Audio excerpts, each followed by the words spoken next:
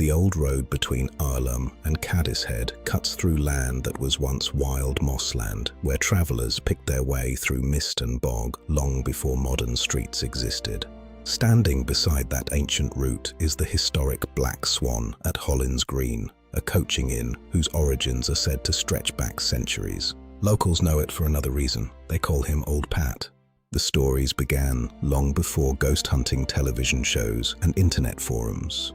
In 1969, reports appeared in local newspapers describing strange happenings inside the ancient inn.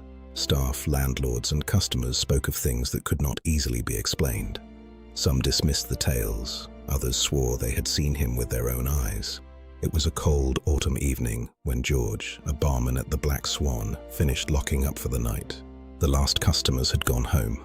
The fire had died low in the grate, and silence filled the old building.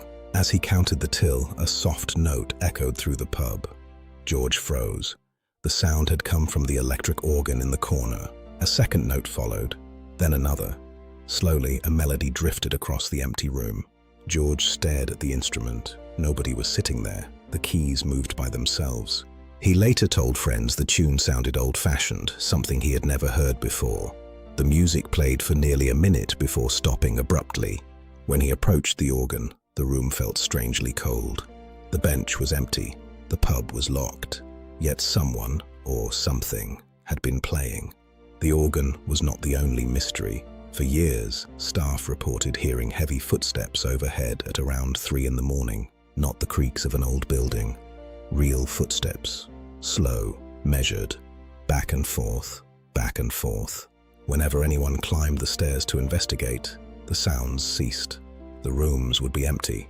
One former landlady became so accustomed to the noise that she would simply stay in bed, knowing that searching for the source was pointless. Nothing was ever there.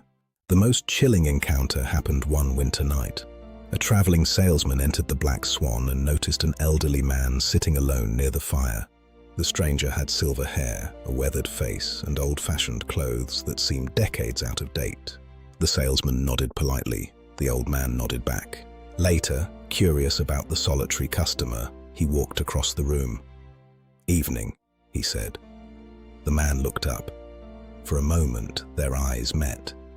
Then, before the salesman could say another word, the figure simply faded. Not quickly, not dramatically. He seemed to dissolve into the air itself.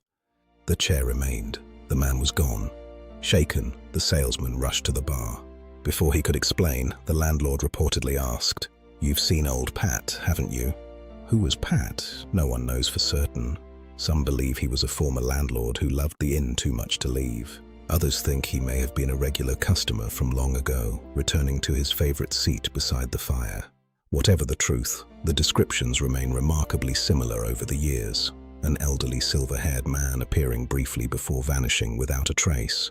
Even today, visitors to the Black Swan sometimes ask about him. The old organ is gone silent.